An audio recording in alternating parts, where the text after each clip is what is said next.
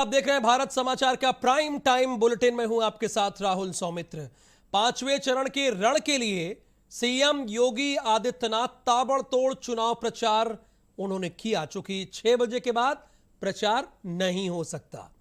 इस दौर में शुक्रवार को सीएम योगी आदित्यनाथ सबसे पहले अयोध्या पहुंचे, फिर सुल्तानपुर पहुंचकर भारतीय जनता पार्टी के पक्ष में माहौल बनाने का काम किया है।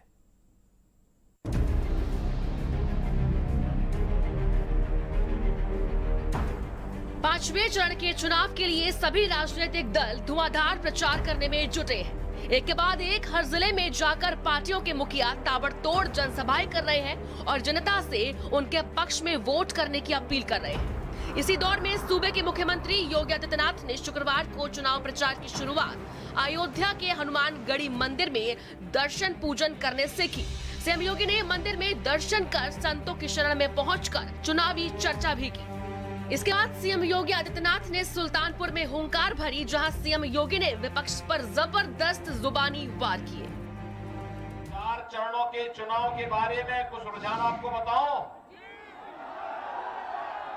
4 चरणों के चुनाव परिणाम तो 10 तारीख को आएंगे, लेकिन रुझान अब तक बताते हैं। रुझान इसी से अंदाजा लगा सकते हैं कि विपक्ष के तमाम नेताओं ने अभी से विदेश भागने के लिए अपने टिकट 11 तारीख के बुक करा लिए।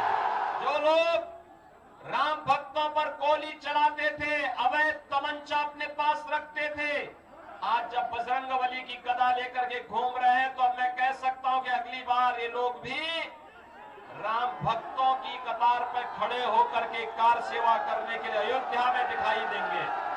तो सपा के एक नेता मुझे मिले, उन्होंने मुझसे पूछा कि आखिर विकास के इन कार्यों का मतलब क्या है। मैंने कभी आपकी समझ में नहीं आएगा। काम जब थे हमारे समय में तो पैसा ही नहीं था। मैंने कहा पैसा आता कहां से? पैसा जो तुम्हारे इत्र वाले मित्र हजम कर जाते थे।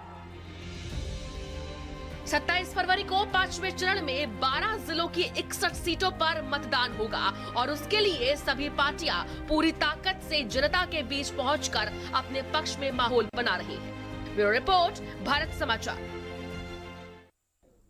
प्रयागराज में गृह मंत्री अमित भाई शाह ने जनसभा की। गंगा पार के सोराव विधानसभा